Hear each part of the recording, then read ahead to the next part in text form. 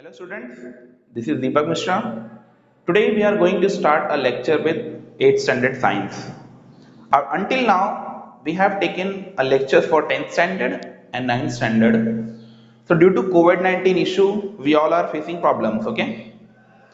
Still it is a vacation period for you, okay? अभी भी छुट्टी चल रही है, but school will open, either it is not open, we don't know that, and until now when open. So that is why to go in 8th standard, when you go to the 8th standard, either promoted, either passed, you must have to understand the basic concept of 8th standard. Some lectures you must observe this, okay? These lectures, when you listen properly, you will get at least some basics of 8th standard. So when you will arrive in 8th standard, then at that time you will have some basic commands so that you can properly or smoothly run your whole academic year, okay? यानी कि अगर आप 8th standard के सभी lectures जो हमारे आने वाले हैं उसको आप अच्छे से देखोगे, अगर आपका रिस्पॉन्स अच्छा होता है तो हम लोग और वीडियोस भी लेकर आएंगे. फिलहाल के लिए हफ्ते में 1 या 2 वीडियोस आएंगे. उसके बाद हम लोग, अगर आपके रिस्पॉन्स अच्छे होंगे तो वीडियोस का जो स्ट्रेंथ है वो बढ़ते जाएगा, ठीक है, फ्रीक्वेंसी बढ़ेगा. अब जो सबसे इंपॉर्टेंट चीज है कि आपको यहाँ पे लेक्चर्स देखने भी हैं, साथ में नोट्स भी बनाने हैं, ओके?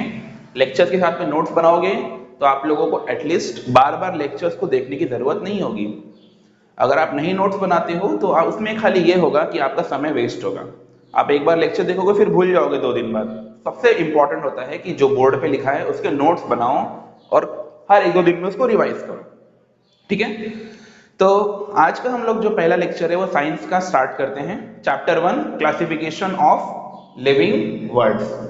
क्लासिफिकेशन ऑफ जो लिविंग वर्ड है, इसके अंदर हम लोग सबसे पहले थोड़े बेसिक्स जानते हैं. 7th तक आपने अभी क्या पढ़ा था? 7th के साइंस में आपने ये पढ़ा था कि there are 2 types of living, ठीक है? एक तो हम लोग ने पढ़ा था प्लांट्स के बारे में, एनिमल के बारे में, और कहीं कहीं बेसिक अंडरस्टैंडिंग आपने पढ़ी थी इसके बारे में, माइक्रो ऑर्गेनिज्म. तो आज का जो लेक्चर है वो मेनली हम लोग फोकस करेंगे माइक्रो ऑर्गेनिज्म पे, ठीक है? बट उसके स्टार्ट करने से पहले एक ब्रीफ चार्ट हम लोग देखेंगे. ये चार्ट जो है, ये चार्ट आपके लिए बहुत इंपॉर्टेंट है क्योंकि ये एग्जाम में तो आते ही रहता है, और ये एक तरह से एक समरी है पूरे लिविंग ऑर्गेनिजम्स का. एक समरी है कि कितने टाइप के लिविंग ऑर्गेनिज्म होते हैं हमारे वर्ल्ड में, ठीक है? तो जैसे कि दिया है लिविंग ऑर्गेनिज्म, सबसे पहले हम लोग जानते हैं कि किसने बनाया था. इसको बनाने वाले थे हमारे रॉबर्ट हार्डिंग विटेकर, ठीक है? ये नाम आपको ऐसे के ऐसे याद करने हैं. 1 मार्क्स के लिए आंसर आता है कि what is the name of person who divided the living organism properly in this in a 5 parts. यहाँ पे आपको 5 पार्ट्स दिखेंगे, एक एक करके हम लोग देखेंगे. जैसे देखो किंगडम 1, 2, 3, 4, 5. इसके पहले कोपलैंड थे, उनका नाम क्या था? कोपलैंड. कोपलैंड ने भी डिवीजन किया था, लेकिन हम लोग इनके बारे में नहीं पढ़ते हैं क्योंकि ये एक तरह से इन्होंने सिर्फ 4 डिवीजन दिए थे, 4 डिवीजन दिए थे. बाद में थोड़ा एडवांस करके विटेकर ने इसको 5 कर दिया. तो आप लोगों को फोकस करना है यहाँ से, विटेकर से, ठीक है? इनके कितने डिवीजन थे? 4 डिवीजन थे, 4. विटेकर ने कितने डिवीजन दिए? टोटल 5 डिवीजन दिए, यानी 5 तरह के लिविंग ऑर्गेनिज्म हमारे वर्ल्ड में होते हैं, ठीक है? ये बेसिक कंसेप्ट आपको क्लियर है. How many type of living organism? We have 5 types of species. तो ये स्पीशीज हैं, ये स्पीशीज फिलहाल के लिए अगर हम लोग काउंट करेंगे तो 87 मिलियन है पूरे वर्ल्ड में. 2011 का जो सेंसस है, 2011 सेंसस के हिसाब से पूरे दुनिया में 87 मिलियन स्पीशीज है. अगर आप लोगों को मिलियन का समझ में नहीं आ रहा है तो 8.7 करोड़, ठीक है? 8.7 करोड़, इतने सारे अलग अलग प्रजातियां हैं किसके? लिविंग ऑर्गेनिजम्स के, ठीक है? इन सब को मिला जुलाकर 5 पार्ट में डिवाइड किया गया है. ये आपका होता है बेसिक ऑफ लिविंग ऑर्गेनिज्म. तो स्टार्ट करते हैं आप लोगों का. लिविंग ऑर्गेनिज्म अगर हम लोग बात करेंगे, पहला पॉइंट है कॉम्प्लेक्सिटी ऑफ स्ट्रक्चर से. आप इस पे ध्यान दोगे एक एक करके. पहला दिया है कॉम्प्लेक्सिटी ऑफ स्ट्रक्चर, यानी लिविंग ऑर्गेनिज्म के कॉम्प्लेक्सिटी, यानी कितना अजीब है वो, या फिर कितना उसमें स्ट्रक्चर में कितना प्रॉब्लम्स है या फिर कितना एडवांटेज है, इन सब को मिला जुला के हम लोग बोलेंगे कॉम्प्लेक्सिटी। हर एक बॉडी में क्या होता है, सेल होता है। 7th स्टैंडर्ड में आपने पढ़ा है सेल क्या होता है, हमारे बॉडी का सबसे स्मॉलेस्ट पार्ट। हमारा बॉडी किससे बना है, सेल से बना है। ये 7th स्टैंडर्ड में आपने देखा था, एनिमल सेल और प्लांट सेल का स्ट्रक्चर बनाया था आपने। अब वो एनिमल सेल और प्लांट सेल का जो स्ट्रक्चर बनाया था वो एक सेल था, ठीक है। वो जो सेल का स्ट्रक्चर कैसा होता है, जो आपने स्ट्रक्चर बनाया था एनिमल सेल और प्लांट सेल का, उसका स्ट्रक्चर किस तरह से होता है उसके ऊपर डिपेंड करता है दो। पहला होता है प्रोकार्योटिस और इयोकार्योटिस। क्या होता है, प्रोकार्योटिस एंड इयोकार्योटिस। इसका प्रोनाउंसिएशन बहुत इजी है, देखो प्रोकार्योटिस, इयोकार्योटिस। यहां पे प्रो का जो मतलब होता है, ध्यान से देखो, ये प्रो, इसका मतलब होता है फॉल्स।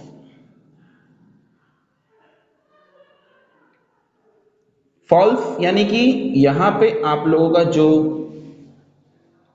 सेल है, सेल के अंदर होता है न्यूक्लियस। ये आपको पता होगा, सेल के अंदर क्या होता है, न्यूक्लियस। तो जैसे कि आपने 7th स्टैंडर्ड में देखा था, प्लांट सेल आपने को जिस तरह से प्लांट सेल बनाया था, ठीक है। प्लांट सेल के अंदर ये जो दिख रहा है, ये पॉइंट, इसको हम लोग क्या बोलते हैं, सेल वॉल। सेल वॉल, और सेंटर में क्या होता है, न्यूक्लियस। क्या होता है सेंटर में, न्यूक्लियस। और कुछ इस तरह से एक एनिमल, ये एनिमल सेल था, एनिमल सेल में भी क्या होता है, न्यूक्लियस होता है, ठीक है। तो इस तरह से आपने स्ट्रक्चर देखा था प्लांट सेल और एनिमल सेल का। सेंटर में क्या होता है, न्यूक्लियस। अब यहां पे वही बता रहा है, यहां पे कार्योतस का मतलब होता है न्यूक्लियस। कार्योतस का मतलब क्या होता है, न्यूक्लियस। तो इसके वर्ड में जो दिख रहा है प्रोकार्योटस, इसका मतलब फॉल्स न्यूक्लियस, यानी न्यूक्लियस नहीं है। सेकंड हम लोग आते हैं यूकार्योटस। यहां पे जो यू है, इसका मतलब होता है ट्रू। यहां इसका मतलब क्या होता है, ट्रू। और कार्योटस का मतलब nucleus. False nucleus, true nucleus, ठीक है। तो फॉल्स न्यूक्लियस का मतलब सिंपल है, इसको मैं थोड़ा क्लियरली लिख देता हूं ताकि आप लोगों को अच्छे से नोट्स बनाने में इजी पड़े। यहां पे इसका मतलब क्या था, फॉल्स न्यूक्लियस, और ये ट्रू न्यूक्लियस, यानी इसमें न्यूक्लियस नहीं है। फॉल्स मतलब नहीं है, और इसमें न्यूक्लियस है, मतलब कुछ ऐसे लिविंग ऑर्गेनिज्म होते हैं जिनके अंदर न्यूक्लियस नहीं होता है। ये क्या है, कैसे हैं, बहुत सारे हैं, ठीक है। हम लोग अभी नहीं पढ़ेंगे, लेक्चर लंबा हो जाएगा। इसके लिए नेक्स्ट पार्ट में आप जब स्टार्ट करेंगे उसमें आपको बताऊंगा कि किस कौन कौन से ऑर्गेनिज्म में न्यूक्लियस होते हैं, किसमें नहीं होते हैं, ठीक है। तो प्रोकार्योटस जनरली सिर्फ यूनिसेल्युलर होते हैं। यूनि का मतलब क्या होता है, यहाँ पे यूनि का मतलब क्या हुआ, सिंगल, यानी सिंगल सेल।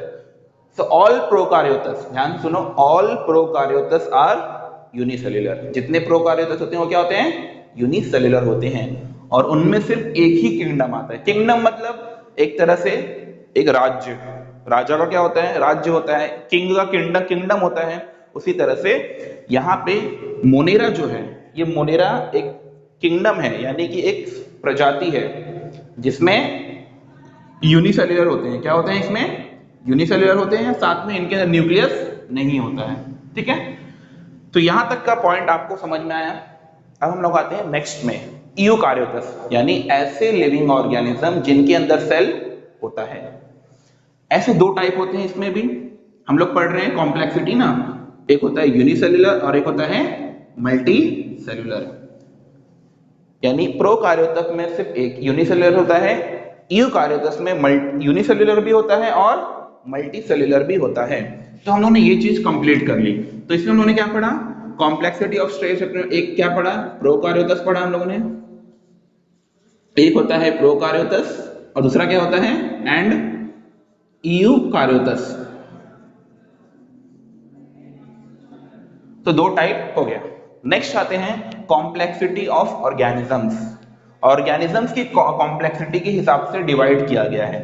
तो उसके लिए क्या था, यही चीज, यूनिसेल्युलर एंड मल्टी सेल्युलर, दो टाइप होता है ऑर्गेनिज्म ना। ऑर्गेनिज्म मतलब हम लोग, एनिमल, प्लांट्स, ये सब क्या होते हैं? ये सब होते हैं ऑर्गेनिजम्स। अब ये ऑर्गेनिजम्स की कॉम्प्लेक्सिटी कैसी है? या तो वो सिंगल सेल है या तो क्या है? डबल सेल है। या तो क्या है? सिंगल सेल है या तो क्या है? Double cell. तो इसमें हम लोग क्या पढ़ेंगे? सॉरी, या तो सिंगल सेल है या तो क्या है? Multi cell. डबल सेल आ गया तो भी मल्टी सेल है, ठीक है। अब 3 आया, 4 आया, कितना भी आने दो, अगर एक से ज्यादा होगा तो क्या होगा? वो मल्टी सेल्यूलर। तो इसमें एक सेल होगा, इसमें 2 होगा, 3 होगा, 4 होगा, या फिर जितना हो सके। तो कॉम्प्लेक्सिटी ऑफ ऑर्गेनिज्म इसके हिसाब से कितने होते हैं? एक होता है unicellular and multicellular, ठीक है, इजी है। एक होता है यूनिसेल्यूलर और मल्टी सेल्यूलर। हम लोग आते हैं नेक्स्ट पे, mode of nutrition. Mode of nutrition, यहाँ पे न्यूट्रिशन का मतलब क्या होता है कि किस तरह से वो लोग अपना खाना खाते हैं। Simple, nutrition in the body में किस तरह से वो लोग एनर्जी जनरेट करते हैं, किस चीज का यूज करते हैं, फूड कैसे खाते हैं, उसको हम लोग बोलेंगे मोड ऑफ न्यूट्रिशन। यहाँ पे मोड मतलब क्या हो गया? जरिया, किसके हेल्प से ये लोग अपना खाना खाते हैं, उसको बोलते हैं मोड ऑफ न्यूट्रिशन। तो जैसे कि हम लोगों ने देखा, ये वाला पॉइंट क्लियर हो गया। सेकंड पॉइंट में हम लोग आते हैं यूनिसेल्युलर मल्टीसेल्युलर। इसमें आता है किंगडम टू प्रोटिस्टा, ठीक है।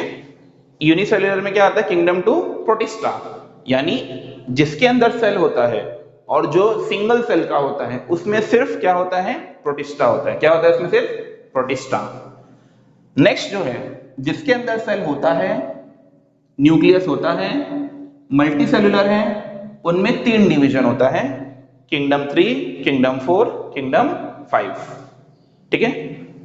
तो जो किंगडम मल्टी सेल्युलर का जो एग्जांपल था उसमें 3 किंगडम है, 1, 3, 4 एंड 5। अब किंगडम जो 3 है, किंगडम 3 में हमारे पास है फंगस, फंगी।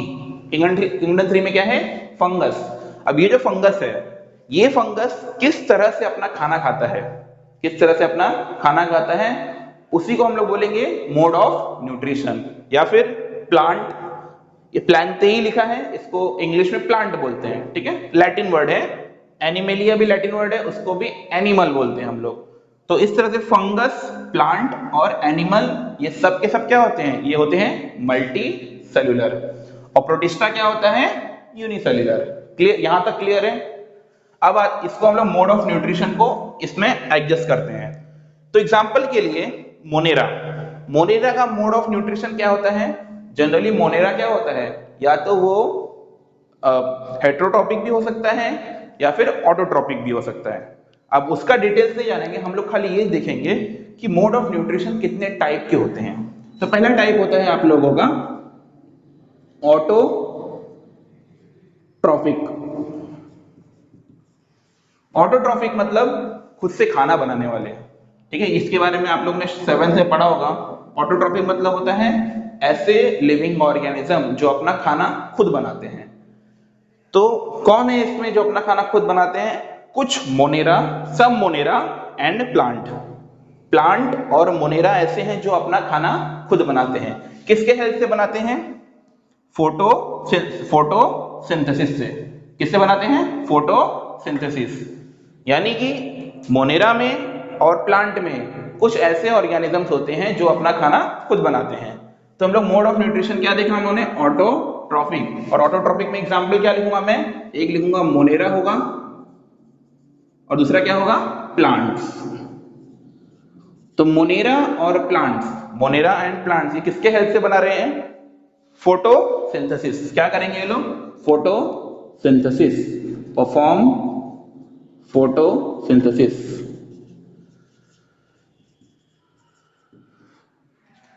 क्लियर है? नेक्स्ट आता है ऑटोट्रॉपिक के बाद नेक्स्ट मोड ऑफ न्यूट्रिशन, अपना खाना किस तरह खाते हैं। नेक्स्ट आता है ऑटोट्रॉपिक के बाद हेट्रोट्रॉपिक।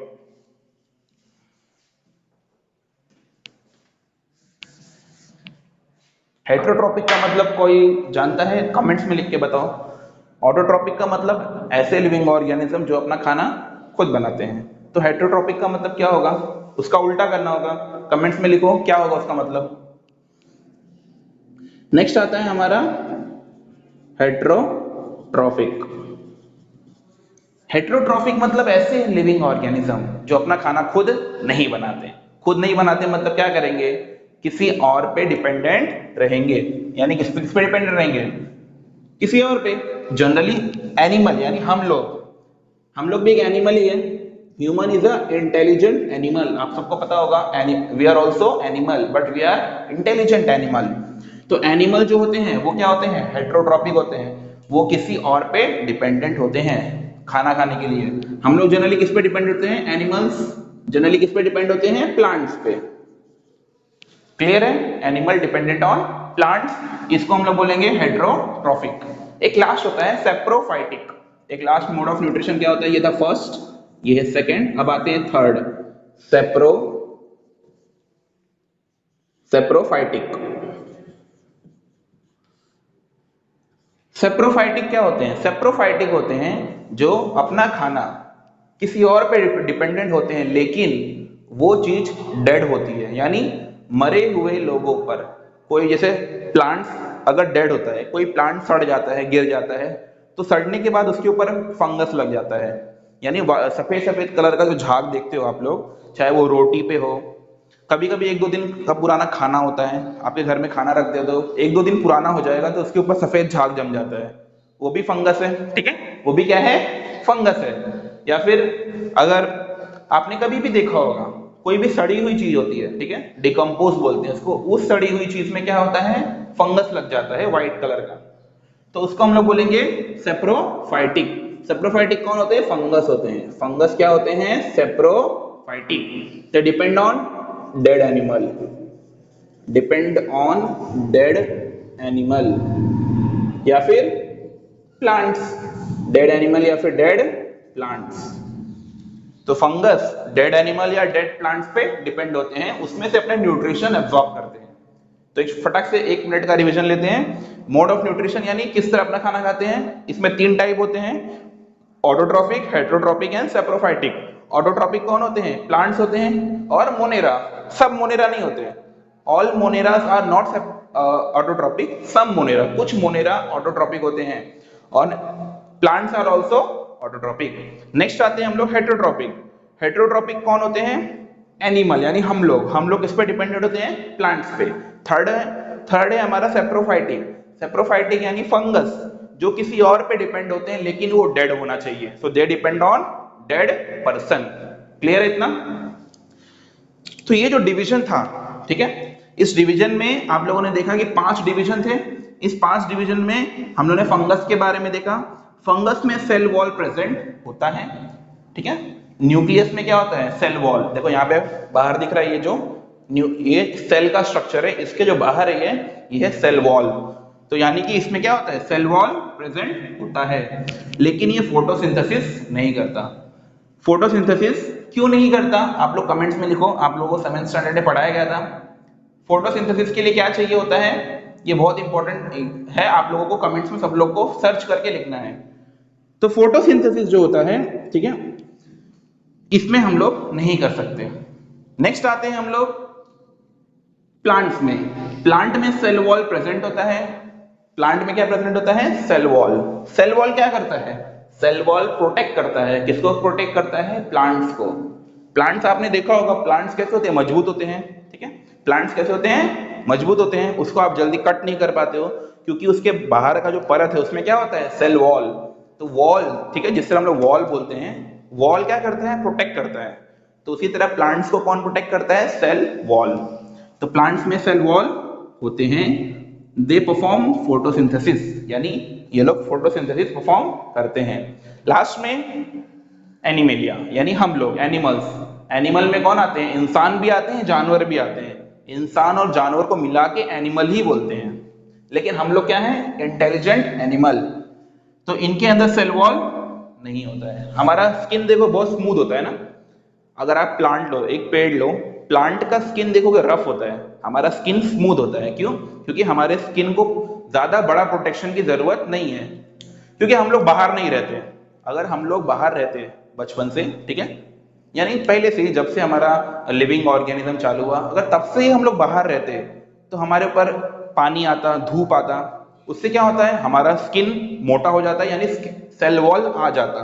लेकिन हम लोग प्रोटेक्शन में रहते हैं, घर में रहते हैं, तो जिस तरह ह्यूमंस घर में रहते हैं, हम लोग घर में रहते हैं, तो हमको सेल वॉल की जरूरत नहीं है। सो इस तरह से आप लोगों ने एक ब्रीफ ओवरव्यू देखा। नेक्स्ट लेक्चर में हम लोग देखेंगे कि ये जो किंगडम है, अलग अलग किंगडम कौन कौन से होते हैं, किस तरह होते हैं। ठीक है, तो आई होप आप लोग को लेक्चर पसंद आया होगा। इसके नोट्स बनाइए और कुछ डाउट है तो कमेंट में पूछिए। तब तक के लिए good bye, best of luck, stay safe, thank you.